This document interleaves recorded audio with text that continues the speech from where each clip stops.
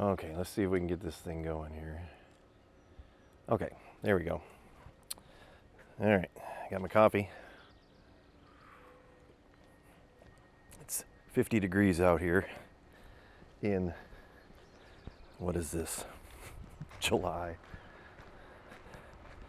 So, get out of the sun.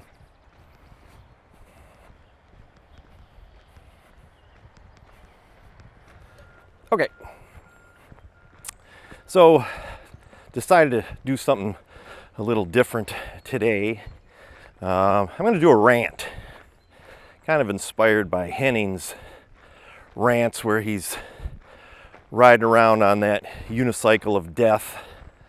I'm not going to get on one of those things because I'm pretty sure I'd kill myself.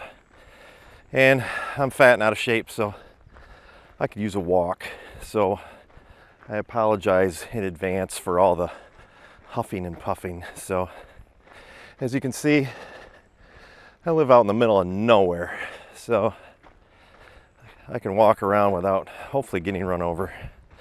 Lots of tractors and farm equipment around though. So anyway, I'd like to talk a little bit about something that I've noticed on some of the other YouTubers' channels lately, some videos that they've been posting, and it's this notion that if you're not a really good guitar player, then your opinion somehow about guitars and guitar reviews doesn't matter. It's not valid. That somehow in order to, talk about guitars or review them or whatever, you got to be an advanced player or a pro player. So speaking of Henning, he did a video about something similar where somebody was complaining in the comments about his playing ability, which is hilarious because he's actually a really good player. I think he's a phenomenal, guitar player, definitely better than me. So then you've got Brian from Searching for Tone, did a video about the same thing. I think Landon Bailey also touched on it. Jojo Fry did a video about it. And basically it was people in the comments saying that, hey, you're not a very good guitar player, so why are you making gear reviews and talking about guitars when you don't know how to play? And they've said it in the comments of my videos too, that, why should we listen to you? You don't know how to play. Well, first of all, that's kind of an over-exaggeration to say that we don't know how to play, because we do know how to play. We may not be the best players, but to tell somebody that is working hard to learn the guitar, only I think it's 7%, 9% of the population, I believe it's of the world, I don't know, plays guitar. So, when you pick up a guitar to learn how to play it, you're doing something that only 7% of the population knows how to do, So that's the first thing, is that to criticize somebody is kind of diminishing the fact that they're learning. We're supposed to be a guitar community, supposed to sort of help each other out and lift each other up a little bit. And I know it's the minority of people. It's the trolls, it's the, I don't know, maybe bots, who knows. But they're, I don't know, people that are miserable with themselves or something, or they just got to prove how awesome they are by cutting other people down. And then the other thing I'd like to point out is one of the most iconic guitar brands in the world was started by a man that didn't know how to play guitar. Leo Fender didn't play guitar. I think his only musical experience was, I think, trumpet or something that he played in college. I think it was, I'd have to check. I don't remember all the exact details. Somebody will correct me, I'm sure. So here you have Fender guitars being made, designed, probably built at first by a guy that didn't play guitar. So can you imagine if Leo Fender were alive today and that he were releasing his guitar today? Say all we had was Gibson. We had Gibson, we had PRS. The Fender Telecaster and Stratocaster didn't even exist. And Leo came out today and he got on Facebook and he said, I've got this cool new guitar. Look at the great colors too, by the way. And he posted it on Facebook. They'd be like, dude, you suck. You can't even play guitar. You have no business building guitars, marketing guitars, and your guitars look ridiculous. That's exactly what people would do. So here you have people, criticizing, guitar YouTubers because we're not advanced. We're not at an advanced level. And we're talking about guitars. We're doing guitar reviews. So another point to that is,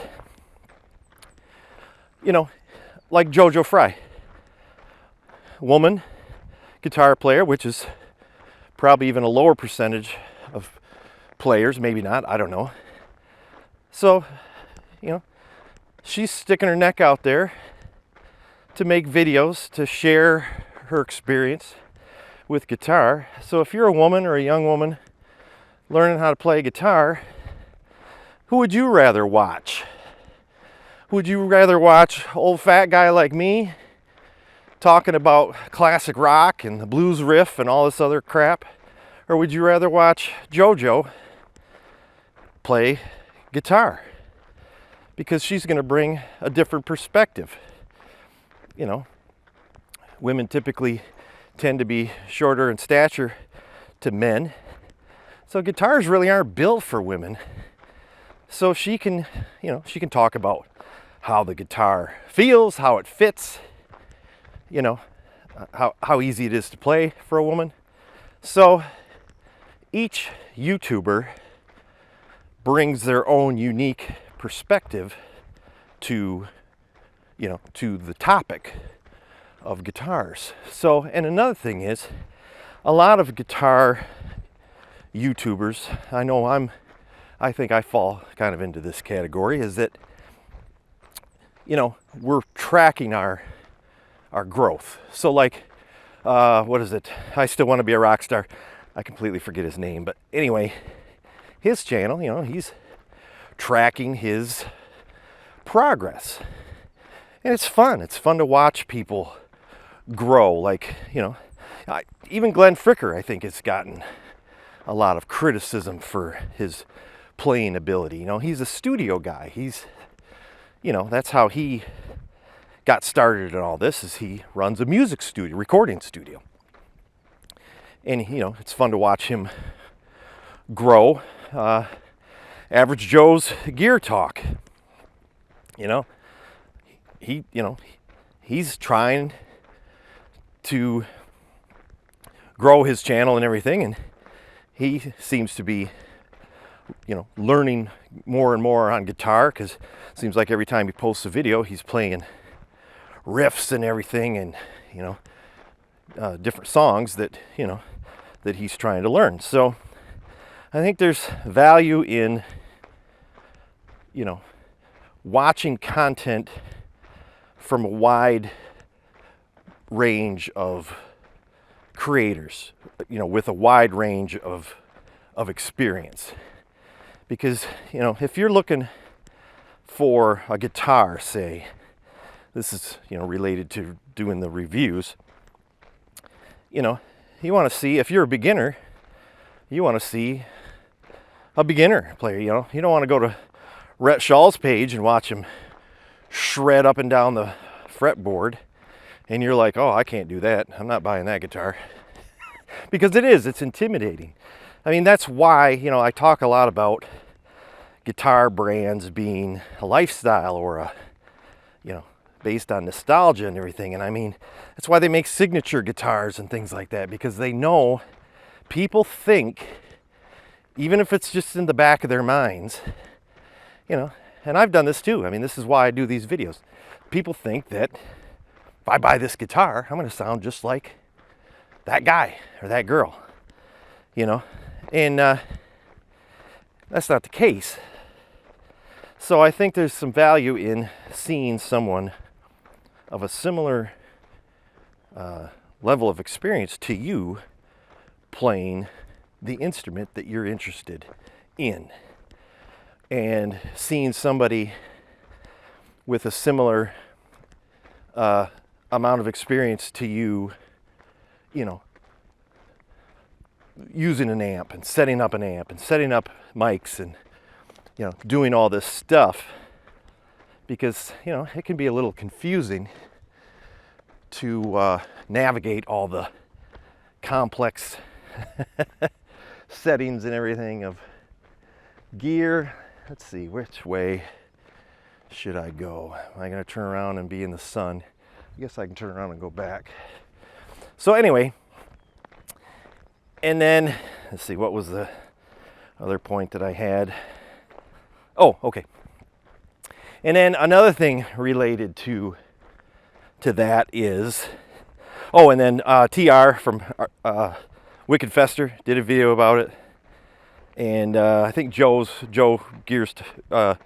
Joe's Gear Talk also talked about people, because he did a rant video one day where he was ticked off because somebody was, basically criticizing him in the comments, and TR just did a video too about it. And then TR later came out with a video that said he apologized for the rant, which, don't apologize, man.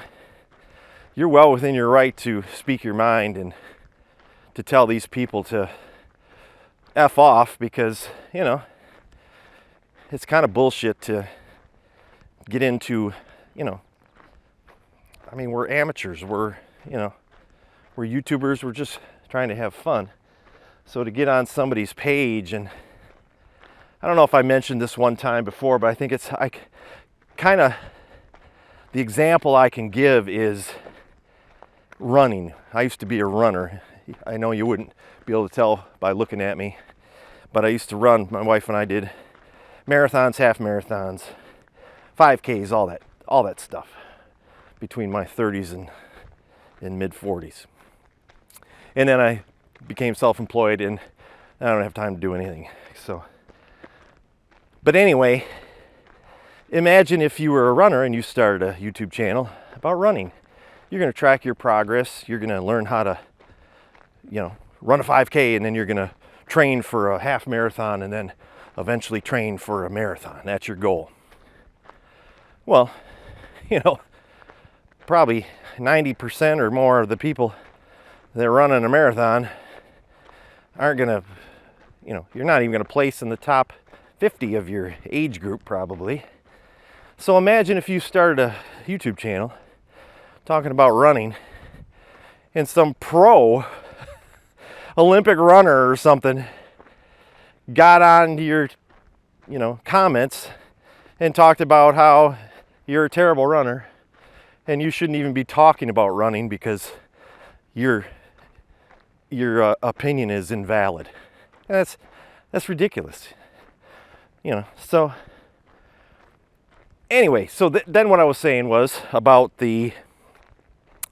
about songs, because TR had mentioned this in his video about how people were complaining that he doesn't do original songs, he only does covers, which I found hilarious, because somebody complained in my comments that I only do, I don't play any covers, I don't play any recognizable songs. And the reason is, and people have been doing this, kind of relates to the current, I'm trying to stay topical here.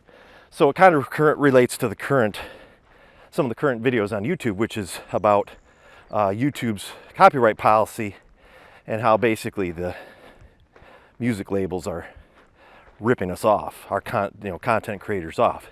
Because basically how it works is, if I make a 20-30 minute video demoing a guitar, and I play even 5 seconds, 10 seconds of a copyrighted song, the record label that owns that song gets all the revenue for the whole 20-minute video every time. Not just the revenue for the 5 seconds where their music is, heard. They get the whole thing. So that's why I think most of us don't play songs. We don't play recognizable songs because we don't want to lose our revenue. And despite what many people think, that YouTube videos fall out of the sky completely edited and polished, it doesn't work like that. We actually have to, like today's Tuesday, I should be at work. I take 1 day off a week from my job. Granted, I'm self-employed. My wife's the boss. I'm not. So, I take a day off, so I'm not working. I'm not technically making any money in my job to do YouTube content. So right away, there's a cost for not working. And I'm sitting here holding this stupid stick. My neighbors probably think I'm a lunatic, walking down the street with my phone on the end of a stick, talking to myself. So I've got hardware, I've got, gear, cameras, a couple cameras that I bought. I purchased licenses for editing software. So there's a cost, even if we're not making money, which I'm not. All the money I make on this channel goes into guitars. As you can, if you watched my latest video, that latest guitar that I bought at that custom shop, that was almost $3,000. No one sent that to me. Fender didn't say, hey, Jace, how would you like to review a custom shop and talk about how custom shop guitars aren't any better than Firefly guitars? No, that's not how it works. I buy my stuff. I'm not Henning. I don't have companies sending me gear to review. I mean, I got a few companies, when you're first starting out, you don't have people beating down your door to send you stuff. Just the small brands like Donner and, things like that. And those videos don't get a ton of views because people don't really want to see it, and they kind of know it's a sponsored video anyway. But anyway, I'm getting off on a tangent here. So that's why, at least why I don't put recognizable songs in my videos. So there you go. That's my rant. So I decided to give you guys a bonus if you made it this far in the video. I'm actually going to record a song, a cover song, and create an unlisted video that's not monetized, that's just the length of the song. I didn't want to demonetize this video by tagging it on the end of this video. So there's a link, right here, right there, somewhere, to that song, and a link in the description of this video for that song. So anyway, there you go. There's my rant. Again, enjoy the cornfields and the desolation of living out in the middle of nowhere. I appreciate everybody tuning in. And if I don't die of a heart attack before I make it home, then I'll get this video up. And we'll see you next time. Take it easy.